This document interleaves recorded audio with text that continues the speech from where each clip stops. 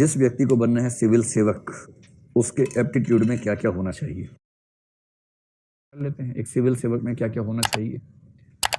तो अगर मैं केवल civil services aptitude test paper 2 को ध्यान रख के बोलूं तो उसमें एक तो आता है कॉम्प्रिहेंशन। कॉम्प्रिहेंशन आपकी अच्छी है या नहीं है, इससे आपकी कौन सी इंटेलिजेंस या एबिलिटी पता लगती है। लिंग्विस्टिक। तो पहली बात है कि एक सिविल सर्वेंट का जो भाषाई परिपक्वता है या भाषाई बुद्धिमत्ता है, उस दृष्टि से उस व्यक्ति को बेहतर होना चाहिए।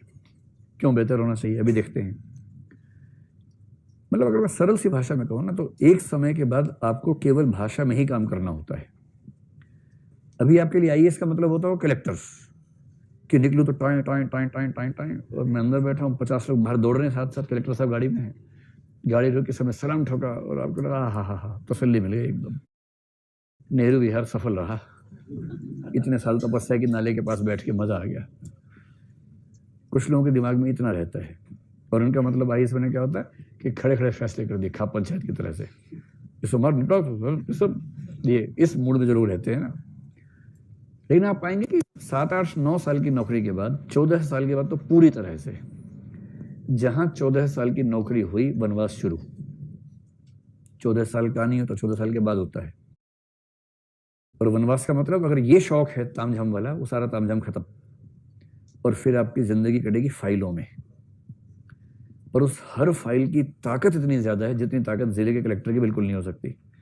कलेक्टर तो बहुत चूहा टाइप का है, पिद्दी टाइप का है उसके सामने। उस फाइल में लिखा हो कुछ, कलेक्टर बेचारा खड़े होकर पढ़ता है, बैठ के पढ़ नहीं पाता उसको, इतना खौफ खाता है उससे।